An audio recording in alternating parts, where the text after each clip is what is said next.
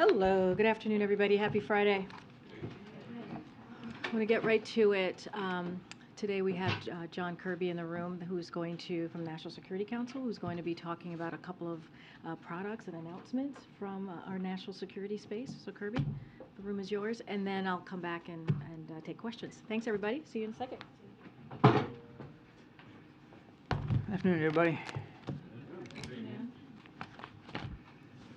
Today, I want to take a little bit of time to discuss some new actions that we are going to be taking to counter the Russian private military company known as Wagner, which is committing atrocities and human rights abuses in Ukraine and, of course, elsewhere around the world. But first, I want to be able to provide some additional information about Wagner's operations in Ukraine. Now, as his military continues to struggle in Ukraine, President Putin is increasingly turning to Wagner, which is owned by Yevgeny Prigozhin, for military support. We are seeing indications, including in intelligence, that tensions between Wagner and the Russian Ministry of Defense are increasing. Wagner is becoming a rival power center to the Russian military and other Russian ministries. Publicly, Prigozhin and his fighters have criticized Russian generals and defense officials for their performance on the battlefield. Prigozhin is trying to advance his own interest in Ukraine, and Wagner is making military decisions based largely on what they will generate for Prigozhin in terms of positive publicity. We continue to assess that Wagner currently has approximately 50,000 personnel deployed to Ukraine, including 10,000 contractors and 40,000 convicts. Our information indicates the Russian Defense Ministry has reservations about Wagner's recruitment methods. Despite this, we assess that it is likely that Wagner will continue to recruit right out of Russian prisons. Due to recent events, we assess that it is likely there are mounting tensions between Russian officials and Mr. Prigozhin. I also want to discuss a little bit North Korea's ongoing support for Russia's military operations against Ukraine by providing arms and ammunition to Wagner. In part, because of our sanctions and export controls, Russia is searching for arms from foreign countries, including through Wagner. In recent weeks, we have seen North Korean officials falsely deny that they have provided arms to Wagner. As we have said publicly, North Korea delivered infantry rockets and missiles into Russia for use by Wagner toward the end of last year. So today, we are releasing some imagery of this initial delivery. This imagery shows that on November 18th, 5 Russian rail cars traveled from Russia to North Korea. On the next day, November 19th, North Korea loaded those rail cars with shipping containers, and the train returned to Russia.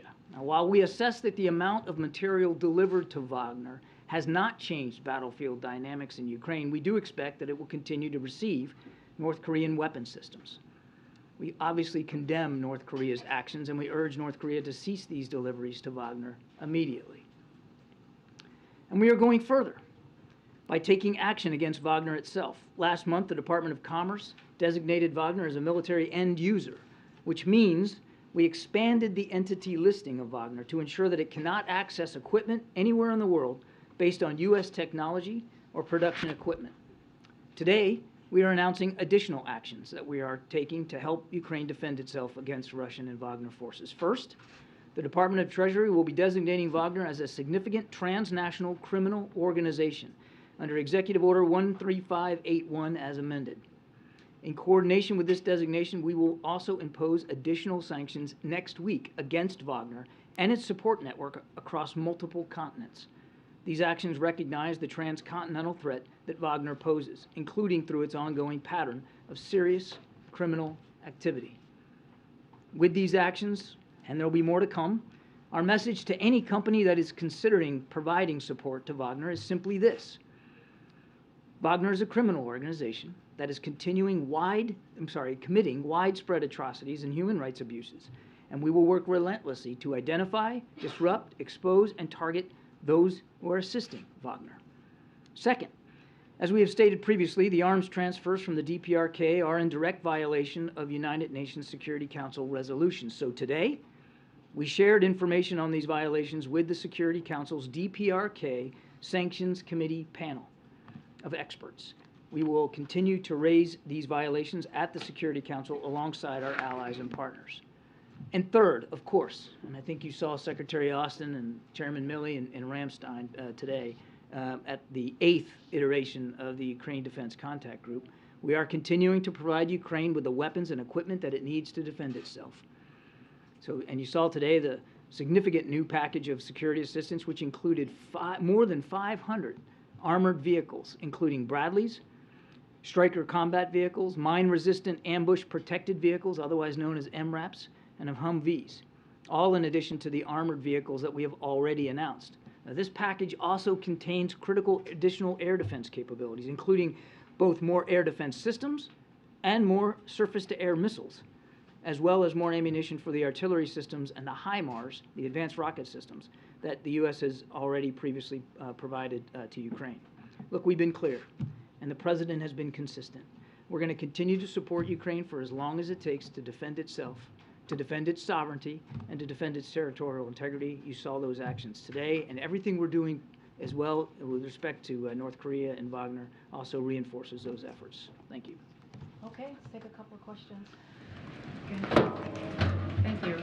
Can you explain what the practical effect is of this designation of a transnational criminal organization? It will open up additional avenues for us to continue to not only sanction Wagner and put more squeeze on their ability to do business around the world, but will assist others in doing the same. It will broaden the network of nations and institutions that will be able to stop doing business with Wagner. And then can I just ask one other question on Ukraine? What is the level of frustration here at the White House over Germany's position on giving tanks to Ukraine, especially since Germany doesn't have to give their own tanks, they just have to allow another country to send tanks to Ukraine? We're working not only in lockstep with the Ukrainians, but with allies and partners all over the world. And these are all decisions that each nation makes for itself, sovereign decisions. We aren't arm twisting, and nobody's arm twisting us. We are working inside what you could consider a coalition of the willing here to provide Ukraine with the defense and security assistance that it needs. Germany, obviously a strong NATO ally, but they have stepped up. They have provided a lot of equipment, including some air defense and some armored vehicles of their own to Ukraine. And they have, as we have, evolved their support to Ukraine over time as the war has evolved and changed. And we are just in a different phase now in this war, and so we're all talking about what kinds of collective capabilities can be provided. Way in the back. Yes, John. Thanks, Terry. John, you've been asked this question many times. When you say you will continue to support Ukraine as long as they want, what do you mean by that? As long as they need, what do you mean by that? What winning looks like for you in Ukraine? Well, as long as it takes means as long as it takes, and it means that I'm unable to give you a date certain on the calendar for when that support won't be necessary anymore. It's necessary now. It's going to be necessary in coming weeks and months for certain. And we want to make sure that we're meeting the need as best we can for Ukraine. And what does winning look like? President Zelensky gets to determine what victory looks like. We're not dictating that to him either. What we've said is we're going to continue to help them defend themselves, defend their sovereignty, win back their territory as they should, as they must, and to defend their citizens and their infrastructure. What territory? Crimea do you want them to retake Crimea? Crimea is Ukraine, and decisions about parts of Ukraine that Ukrainian armed forces are going to fight over or fight in or strike, that's up to President Zelensky and his military leaders. Thank you very much, Karine and John. I have a question about Brazil. President Lula said he's coming to the White House February 10th. So my first question is, can you confirm the date? I can confirm that we look forward to seeing President Lula early next month. And this week, President Biden said that the institutional structures in Brazil are collapsing. Is the White House concerned that the risks remain high in Brazil? and democracy in Brazil is still a danger? The president said at the time of those violent protests that we have confidence in Brazil's democratic institutions, and we certainly have confidence in the way the president has been handling himself throughout that time and afterward. And again, we look forward to welcoming him here at the White House and to having more and deeper discussions about improving and deepening the relationship between the United States and Brazil. And when it comes to investigations that are taking place in Brazil right now, did the administration offer any kind of assistance to Brazil, either cooperation from U.S. law enforcement or intel agencies? I think we made it clear at the time that we'd be happy to support in any way that we can. I'd leave it to Brazilian officials to talk about their investigation, though. Thank you. Thank you, Corinne. Thanks, Kirby. Thanks, Admiral. First on Wagner, can you talk about what sanctions are on the table against North Korea, given the fact that you've already identified them as supporting Vagner? I don't have anything to report right now in terms of specific sanctions. That's why today we brought it up to the panel of experts on the UNSC Resolutions Committee, and we'll see where that conversation goes. But we're certainly not going to rule out the possibility for additional sanctions if that's deemed fit inside the UN. Secondly, on the tanks, can you just help us understand how badly Ukraine needs these advanced battle tanks right now, or is it not time sensitive? No, it's absolutely. We recognize that it's a need, a relevant and critical need for the Ukrainians. So, pardon me for repeating myself, but I think it's important to remember what kind of fighting we're talking about here. It's rough terrain and it's open ground, a lot of it in the Donbass. I've described it a bit like Kansas, a lot of farmland, and mostly towns and villages that are not that big, not major industrial cities. And so when you're fighting in an area like that, and we fully expect, the Ukrainians fully expect, that the fighting in the Donbass will continue here for weeks and months ahead, combined arms maneuver, which is a fancy way of saying that you want to be able to maneuver on the ground quickly, effectively, with enough firepower against adversary ground forces. And so these vehicles, all of them, I know we're fixated on tanks, and I get that, but it's not just tanks. I mean, the Bradley fighting vehicles, which are they're tracked vehicles, they kind of look like a tank, but they're not. They don't have the same firepower as a tank. And these Strikers, which are 8-wheeled vehicles, but also they're very nimble, they're very fast, and they can deliver infantry troops on an open battlefield with much greater speed than if they didn't have those kinds of vehicles. And they are protected, they're armored. That's why we stress the armor capability here. Tanks also provide an ability to move efficiently around a battlefield, but of course they have much more firepower. And so it's perfectly understandable why President Zelensky, facing what he's facing in the Donbass and expecting to face those same threats going forward in coming weeks, would want some tanks, additional tanks. It's not like he doesn't have any, but additional tanks to support his offensive and defensive operations in that particular part of the country. Given what you just said, because the talks failed in Germany, does that change the U.S.'s position on sending the M1 Abrams at all? I don't know that I would describe talks as failing in Germany. Not progressing to the sense of, I mean, if you're talking about the Ramstein meeting, I mean, my goodness, there was an awful lot of contributions coming out of today's contact group, and a lot. And a lot of it had to do with the kinds of capabilities, armored included, and artillery that the Ukrainians have been asking for the fight that they're in.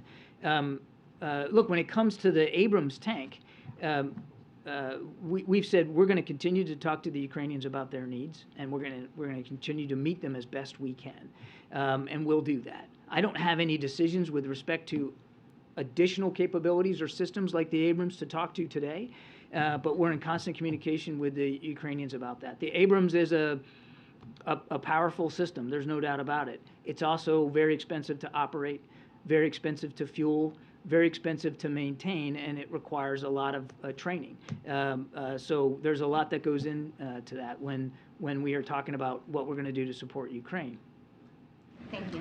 Thank you, Karine. John, I have two questions. First one on Wagner. What's your assessment on Wagner efficiency, success on the ground? Is Wagner better than the traditional Russian forces? Well, Wagner would have you believe that. If you listen to Mr. Prigozhin and read his press releases, he would have you believe that he alone is achieving all the military victory in Ukraine. I will say this: they have been largely responsible for and in command of efforts in Bakhmut, in that town north of Bakhmut called Soledar, both mining towns. Go figure. And that has caused, again, consternation with the Russian Defense Ministry. I will also say, and I've said this before, they have made incremental progress in both those areas. Now, we hold today that both towns are still contested. The Ukrainians haven't given them up. But there's no doubt that the Russians have made some incremental progress there. But they have done it at an extraordinary cost. And I'm not talking about Russian soldiers. I'm talking about Wagner convicts. I mean, greater than 90% of the thousands of casualties that Wagner alone, forget the Russian army for a minute, have sustained, have been convicts, have been ex-prisoners that they've just plucked out of jails and put into the fight with little or no training, no organizational capability whatsoever. So it has come at a cost. The last thing I'll say on this is, and I don't want to predict where it's going to go, but even if they are successful in Bakhmut or Soledar, it's not going to strategically change the dynamics on the battlefield. It's not going to set the Ukrainians back to a degree where they're all of a sudden on their back foot and they're losing. Now, obviously, the Ukrainians don't want to give up either town, and who could blame them? They're Ukrainian towns. They should be fighting for them, and we're trying to help them do that. But I think we need to keep in perspective what significance there may be, or in this case may not be, to either town falling. They are both mining towns, gypsum in Bakhmut and salt up in Soledar, and we think that also has a role to play in why Mr. Prigozhin is so adamant on pouring, just literally throwing bodies into a meat grinder to get these two towns. It's very much in keeping with his modus operandi in places like Africa, where he's going after mining rights and mining capabilities. Quick question on Haiti. Any progress on the internationally respected forces on the ground? Any discussion further with Canada after the? We're still discussing with certainly with our Canadian counterparts, and you saw the President and Prime Minister Trudeau talk about this in Mexico City. Those conversations are continuing, not just with Canada, but multilaterally with other allies and partners about the concern. Sorry. Brazil too. I don't have a list of all the countries we're talking to, but clearly we're talking to other allies and partners about the situation in Haiti. We're looking for additional ways to hold to account the criminal organizations, the thugs, the gangs that continue to propagate violence and instability there in Haiti. But I don't have anything specific with a multinational force to speak to today. Those conversations are ongoing. We have to wrap it up. Go ahead, James, in the back of the room. Karine, thank you. Admiral, thank you. I have two questions about the Middle East. The first is focused on U.S.-Saudi relations. The decision on production levels by OPEC Plus that so incensed the administration was announced on October 5. That prompted the administration to vow that there would be a recalibration of the U.S.-Saudi relationship, and as a feature of that some kind of adverse consequences would be imposed on the Saudis. We are now closing in on February. It seems to me that whatever consultations the administration would have wanted to pursue internally and with members of Congress on the Hill have had ample time to unfold at this point, and no such consequences have been announced. Do you want the Saudis to understand that there will be no consequences? I beg to differ, James. I mean, you saw shortly after that decision that Congress even put more restrictions on arms sales to Saudi Arabia. So there's already been, just in terms of arms sales, an effect on Saudi Arabia. And the discussions continue.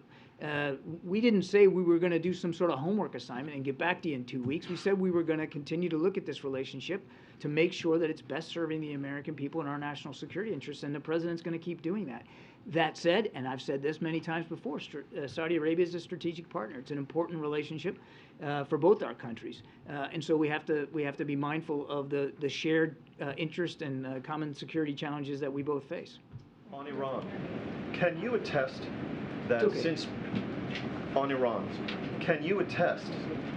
President Biden took office, Iran has not diminished its breakout time? I'm not going to talk about intelligence matters that I am not allowed to talk about here at the podium with respect to specific breakout time for the Iranians. What I can tell you, James, is that we continue to believe that their breakout time is shortening because there's no deal in place. The president's been clear that we are not going to allow Iran to achieve a nuclear weapons capability. He's serious about that. So you're telling us that absent a renewed JCPOA, you have no options for keeping their breakout time where it was? That is not what I'm saying at all. I said the president said we're going to make sure that Iran cannot achieve a nuclear weapons capability. We're not focused on the Iran deal right now. Iran decided that they weren't going to take the negotiations seriously and instead decided to brutalize their own people and to support Russia's war in Ukraine. And so that's where our focus is. But we also have to make sure that we have all the capabilities and resources available to us in the region and beyond to defend our national security interests. That's what the president said. That's what we're focused on. Thank you. There has been said that James, an American citizen, that they say was suspected of gathering biological intelligence. It's been a day now. Has the administration been able to make contact, been in touch? Anything you can say about that? I don't have an update for you on that. Let me take the question and see if we can get you something. I don't have an update for you. Can I ask you one more Russia-related question? The Coast Guard yesterday off Hawaii said that they were keeping track of a Russian sort of spy ship, intelligence gathering ship. At what point does that concern you? At what point is that so unusual that we need to figure out exactly what they're doing? It's not unusual. I mean, obviously, we're mindful of it, and we're going to continue to monitor. I think you saw our commanders out in the Pacific talk about that. We'll obviously monitor that, but it is not completely atypical behavior for the Russians. And, you know, the fact that we see it, we talked about it, we know they're there, I think tells you that we take it seriously. Seriously, but not concerned. I didn't say that at all. I mean, of course we take it seriously. I mean, we understand that the Russians are going to try to collect intelligence through a variety of different means. That's not new. What I'm saying is it's not a completely new phenomenon. It's not something we haven't seen before, and we know how to treat it. We know how to deal with it. Jeff, last question. Thanks very much. Two questions, John. First, on the North Korea aspect, how do you judge where they're getting money to help Russia if it's a country that reports show is having trouble feeding its own citizens? Yeah, not every country that should observes the sanctions regime. So they are still able to trade with countries like Russia and with China. Obviously that's a whole different set of problems, but they are able to skirt sanctions to continue to funnel money into their economy. But let's keep it in perspective, Jeff. This is not a burgeoning economy. This is not a country that is wealthy by any stretch or is necessarily viable and flexible in the global economy. And one follow-up on Darlene and Ouija's questioning. What does Germany, from your perspective, need to hear now, either from the United States or from the rest of the NATO allies before giving a green light to those Leopard tanks? I don't think they need to hear anything specific from the United States other than what we've been saying, Jeff, which is that these are sovereign decisions. We respect them. We welcome them. We do believe that there is a need for armored capability, including tanks inside Ukraine. And the Leopard tank is a terrific system. Very, very modern, very effective. And so I think we've been nothing but clear, privately and publicly, with Germany and all our allies and partners, that if you can meet a need that the Ukrainians have, then we obviously want to see you do that. And again, I point you back to today in Ramstein. I mean, so many nations showed up to contribute and to offer additional capabilities, including in the armored space to Ukraine. So I mean, I think again we've been very consistent on this. One more Ukraine. Guys, we don't have a lot of time, so thank you so much, John. Have a good weekend. All right, happy 2-year anniversary to us. Anyway, all right, today marks 2 years since President Biden and Vice President Harris were sworn in to office, as you all know. In the past 2 years, we have seen significant economic growth, and President Biden built the most historic legislative record since the Johnson administration. In fact, over the last 24 months, nearly 11 million jobs have been created, including 750,000 manufacturing jobs. The unemployment rate is near a 50-year low. Nearly 10.5 million Americans have applied to start a new small business. Inflation is now at its lowest since October of 2021. We funded 7,900 projects through the bipartisan infrastructure law, reaching over 4,000 communities all across the country. And private companies have announced nearly $300 billion in investments across the United States. The president will mark today's anniversary with nearly 200 bipartisan mayors from across the country, which will be happening very, very soon. And you will hear more from both the president and some of our nation's mayors who are here today after the briefing. Really quickly, I have one thing that I want to share with all of you, which is the week ahead. It is Friday. Today, the president will be traveling to Rehoboth, Delaware. He will return to Washington, D.C. on Monday. On Tuesday, the president will host Democratic congressional leaders at the White House. In the evening, the president will also host a White House reception for new members of Congress. On Thursday, the president will deliver remarks on our economic progress since taking office. That evening, the White House will host a Lunar New Year reception in the East Room. And of course, per usual, we will have more to share as the days go by. Okay, Darlene, welcome. I feel like I haven't seen you in a long time. That's true. Okay, good. I always say that to Josh, and he's like, no, that's not true. I have a question about the chart, but it disappeared. Okay, maybe it'll magically appear. Until it reappears, can you talk a little bit about what message the White House is trying to send on Sunday by having the Vice President deliver a speech on abortion rights in the state of Florida, and specifically in the state capital of Tallahassee? So as you know, Florida is an important state as we're talking about fighting for women's health care for a few reasons, and let me just run through them. Florida has an abortion ban, which is on the books, so that's number one. It is the third largest state in the country, as you all know, and is surrounded by several states around its border with even more restrictive abortion laws, and those bans which are in place as well. And because Florida's ban is less stringent than in the neighboring states, the state has increasingly become a place where women can go to access care there.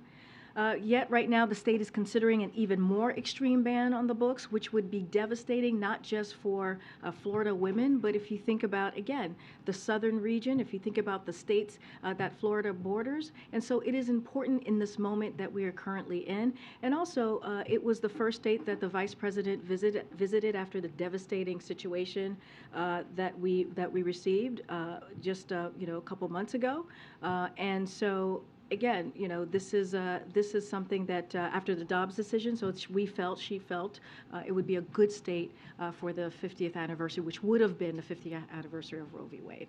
And on the chart, there are two headings there that say record health care enrollment. One says 11 million, nearly 11 million. The other says nearly 15.9. What's the difference?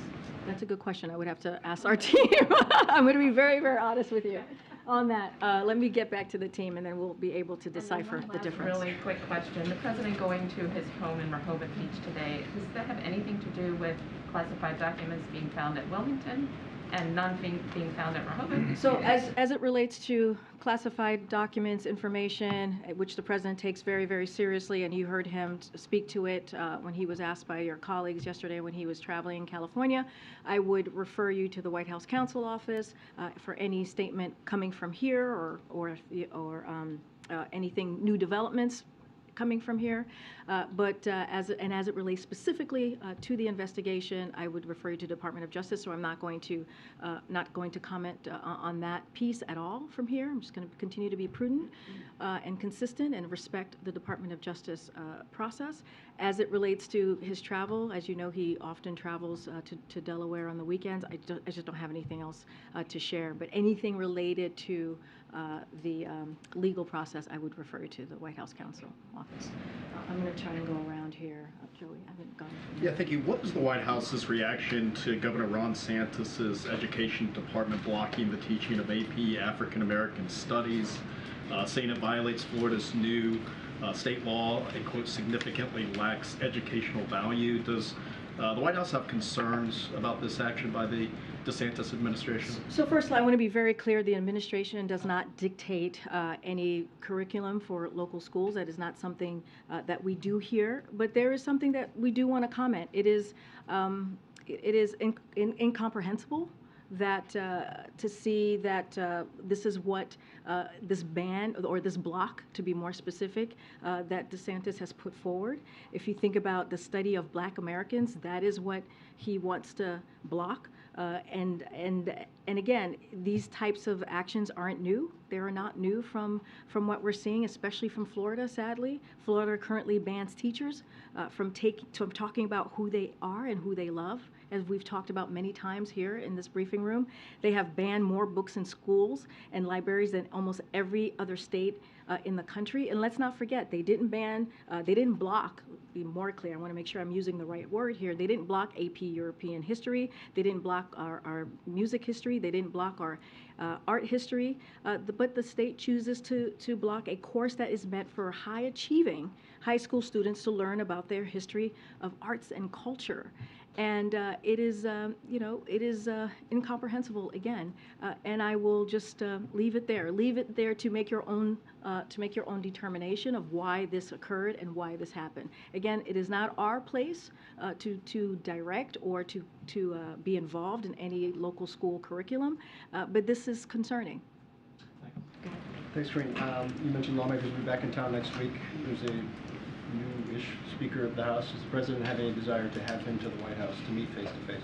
So I know there's been reporting on this. I don't have a date to confirm from here about a potential meeting with Speaker, the newly minted, as you just trying to say, Speaker McCarthy. The President has, as I just mentioned at the top, as you just said, Phil, a series of meeting with, is going to have a series of meeting with leadership in Congress to talk about a range of issues that matter to the American people. Again, don't have anything to confirm here. And one of the things that the President is looking forward to do is talking about issues that matter to the American people, as I just stated, but also to continue to develop and grow their relationship, their working relationship together. I don't have, again, I don't have a specific date to announce from here. Just for clarity's sake, when a meeting happens with the Speaker, if the Speaker brings up the debt limit, would the President reiterate the position that you guys have been firm on? Well, I'll say this. Look, it's a range of issues, and I just said the President has been very clear about where we stand on the position of default. Really, very clear. I've said it. The President has said it. It is something that has been repeated when you think about dealing with the debt limit, when you think about what Congress has been able to do the last 3 times with the last administration, and it's a responsibility that they have. It is a basic responsibility that Congress has to deal with the debt ceiling. And so we have been clear on this. The President has been clear on this. It should not be used as a political weapon, we should not be putting it in a hostage situation. We should be dealing with this in a way that is responsible. We're talking about the American people. We're talking about jobs. And more broadly, this is a president that I just talked through the first 2 years of this presidency and what he has been able to do with the economy, building an economy from the bottom up and the middle out. And the president wants to continue to build on our successes. And that's what Republicans in the Congress should want to do, continue to build on that, work with us, not take us back. And so that's going to be the focus of this president, as he has been focused on this past 2 years. The pool needs to gather. Okay, well, if the pool needs to go, I'll continue. Go ahead. So, isn't it customary to have a meeting with the Speaker and the first Speaker of Congress returning? Is this in effect a snub of Speaker McCarthy, and how should we take this? No, look, the President is looking forward to meeting with Speaker McCarthy. We are. I just don't have a date to share with all of you at this time, but he is looking forward to meeting with Speaker McCarthy and to. As a meeting about the debt limit specifically? Well, no, I mean, look, it's going to be about a range of issues, right? And when the President speaks to members, when he has meetings with members, he talks about a range of issues. I don't want to get ahead of a meeting that has not been locked in. It's a little bit of a hypothetical here. But again, when the President normally talks to congressional members, when he has meetings with them, there are a range of issues that are talked about. But we have been very, very clear from here about where we stand when it comes to the debt ceiling. I have been clear, the President has been clear, it should not be used as a political football. But again, he's looking forward to meeting with the speaker and continue to build on that relationship. Does the president have a view on whether it should be suspended or whether it should be increased? We- Whether Trump what- 3 times was suspended and then snapped That back is, in? look, we think that Congress should deal with this in a bipartisan fashion, as they have about 78 times in the past. This is something that Congress has done. It is their basic responsibility as a congressional member, and that's what we want to see. Anything else about the specifics, that's up to Congress. But this is something that needs to be dealt with. We're talking about jobs, right? We're talking about seniors.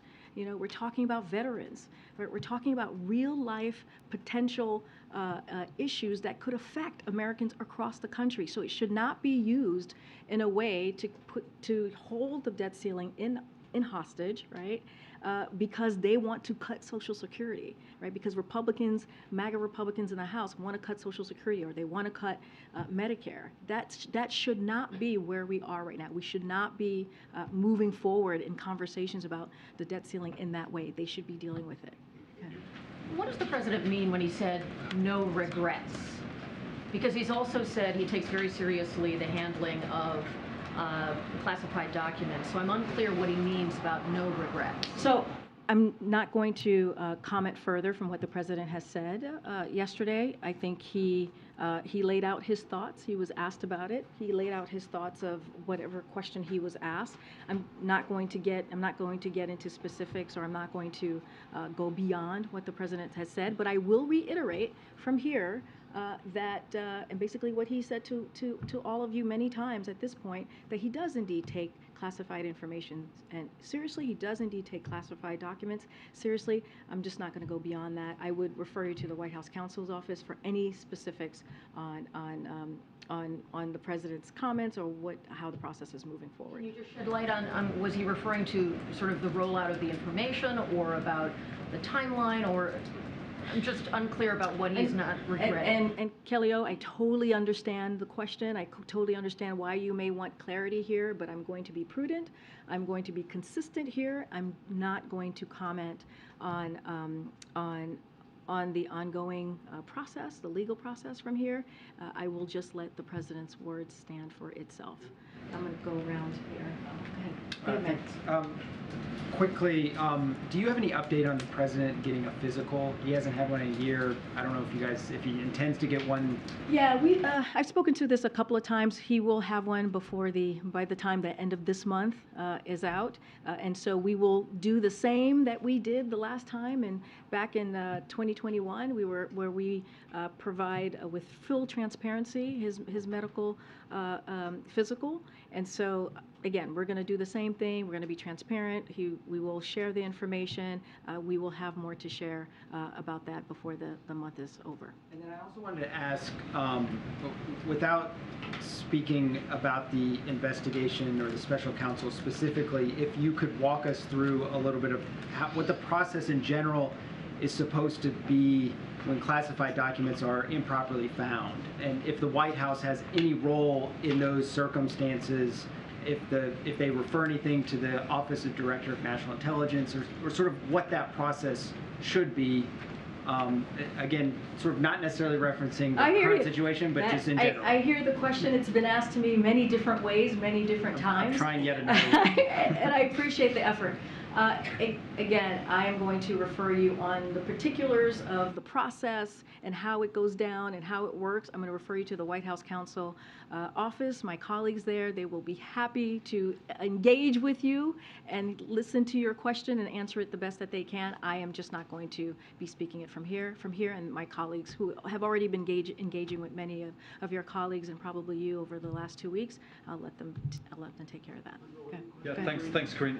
Could you just speak a little bit more about why is it Vice President Harris who's going to be giving the speech, in particular her, on Sunday? And does the president have a message for the people at the right, the March for Life march? Sure. So as you know, the March for Life march happens every year. And so we support peaceful, free, even when we disagree with it. Clearly, it is not an issue in their point of view. We do not agree with. Look, because the president believes that it is critical. It is a critical pillar of democracy to do that in a peaceful way, to march, and so of course we support that.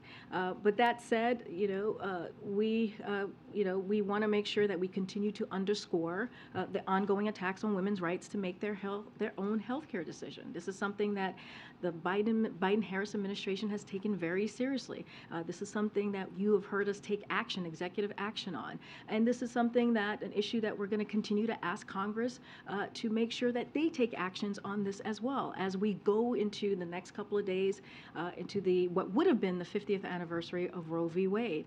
So this is an important issue, a critical issue. Let's not forget during the midterms, voters made themselves very clear. They want us to make sure here in Congress and at the White House and the federal government that we protect our people's rights. Yeah, and they want to see that, and so that is how we see the March for Life. Again, we support peaceful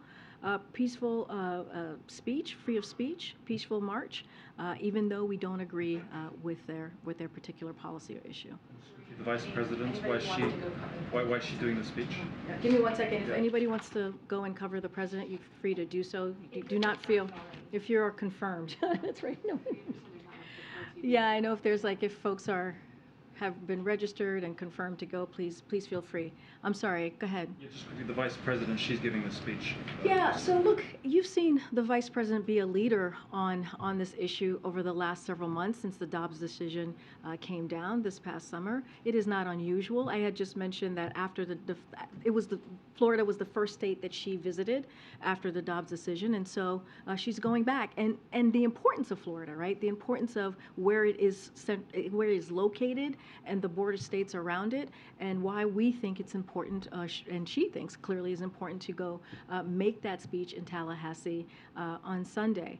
But again, the Vice President has been a leader on this, so has the President. You've heard from both of them multiple times. You've seen her bring roundtables together to really try to figure out how to deal with this critical issue of protecting a woman's right to make her own decision about her health care. And so you'll continue to see that from this White House for sure. Okay, I'm going to go ahead. Thanks, Reed.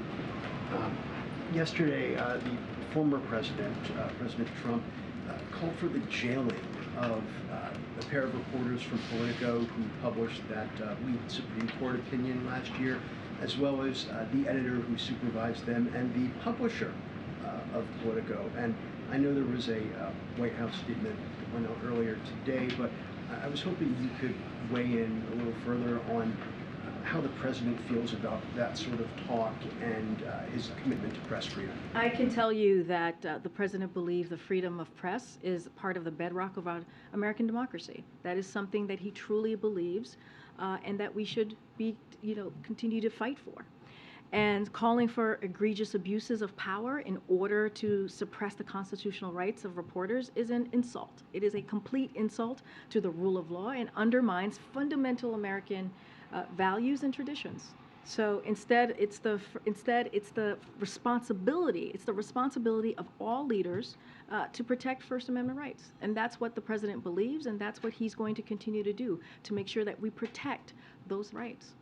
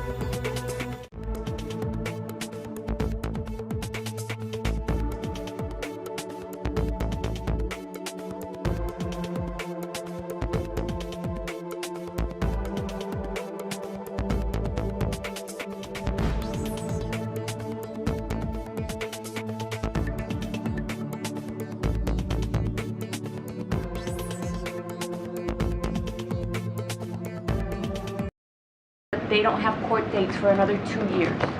So a couple of things. I'm not sure what executive action. I think I was talking about. I may have been talking about something else. I'm not quite sure. Okay. Okay. I'm talking about unilateral. Right. You're talking about. So look, the parole program that President Biden announced is because I know that's usually how this question is connected to, is limited to individuals who are seeking to enter the United States in a legal, orderly manner. The folks who got here before the program was announced remain in immigration enforcement procedures under Title VIII. If an immigration judge determines they have a legal basis to stay in the country, they can. If they don't, they will be subjected to removal as required by law. Of course, since day one, the president has taken this issue very seriously. That's why he put forth a comprehensive immigration reform. And to fix the system that we currently have. And so that's why he continues to ask. He continues to ask Congress to take action. He continues to talk to and ask Republicans, instead of doing political stunts like we have seen them do over and over again, to actually come to the table and deal with this issue. This is a president who has done more on this issue than any other president. When you think about the record funding that he's been able to put forth, and also trying to figure out multiple ways to deal with immigration, to deal with people who want to come in and come through a legal process, he's offered many avenues to do that. And so, look, he has used the tools that are in front of him to deal with immigration, to deal with border security.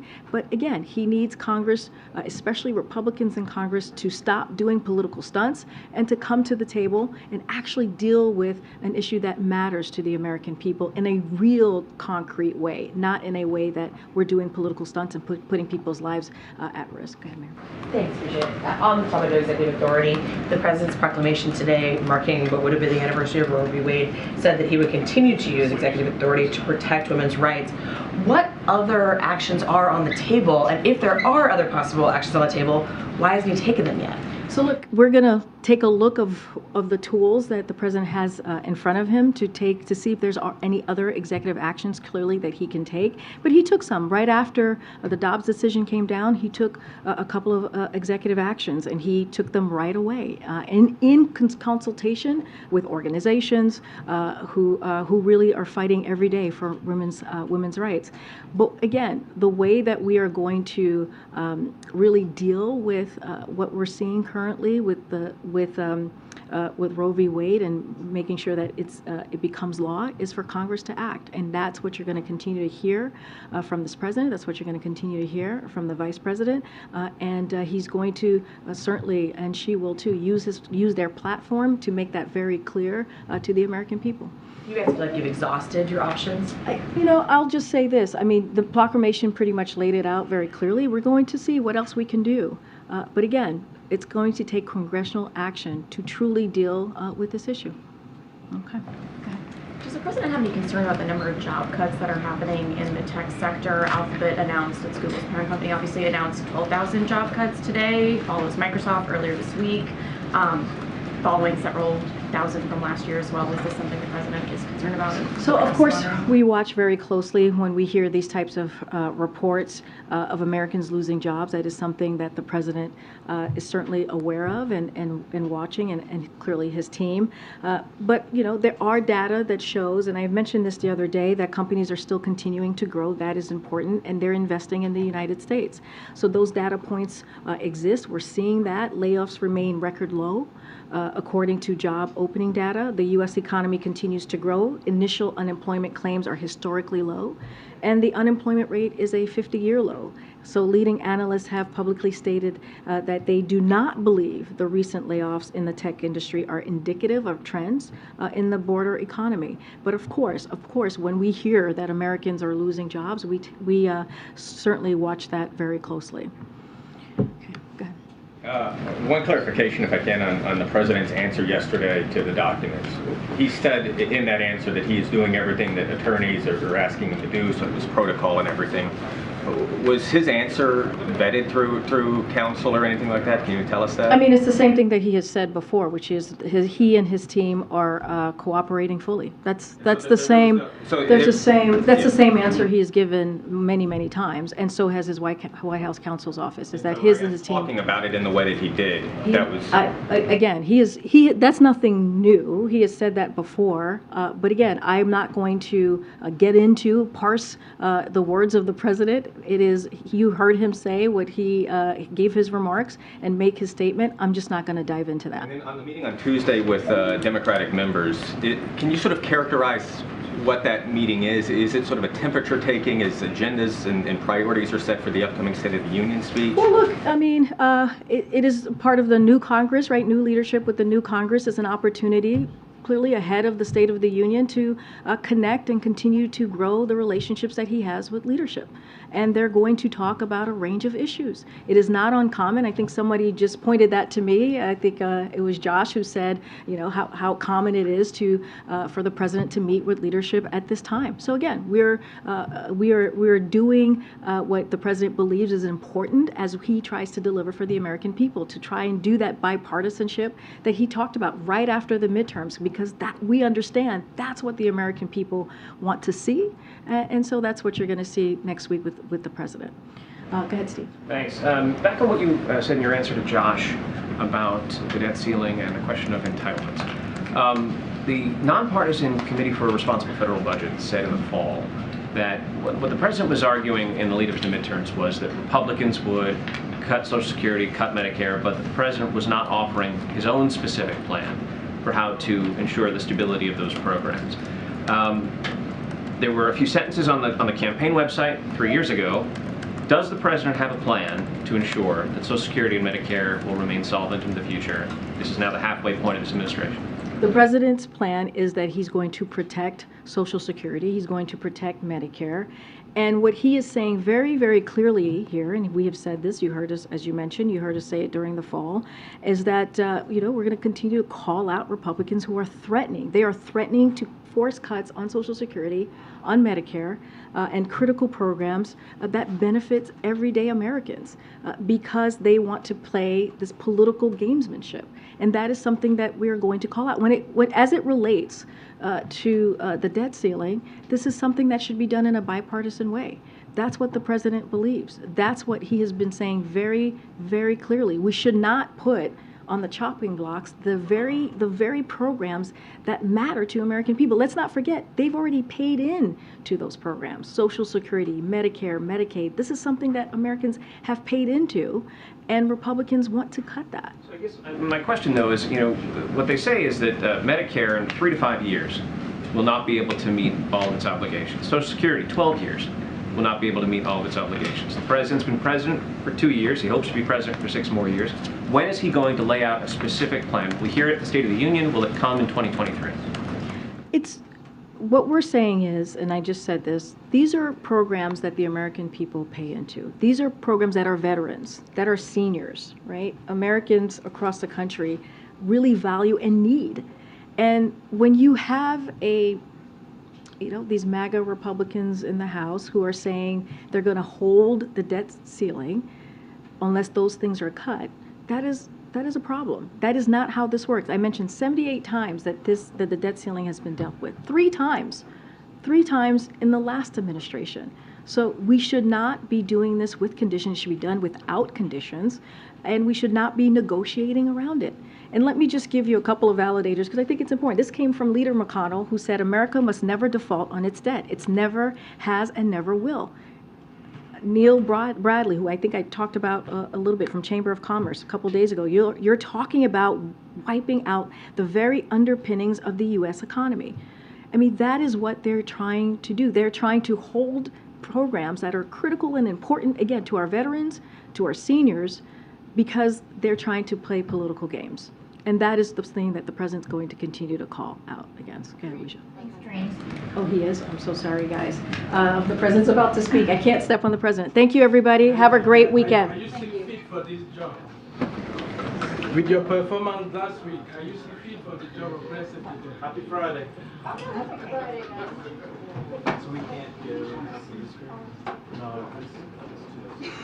There is no variant. I just thought.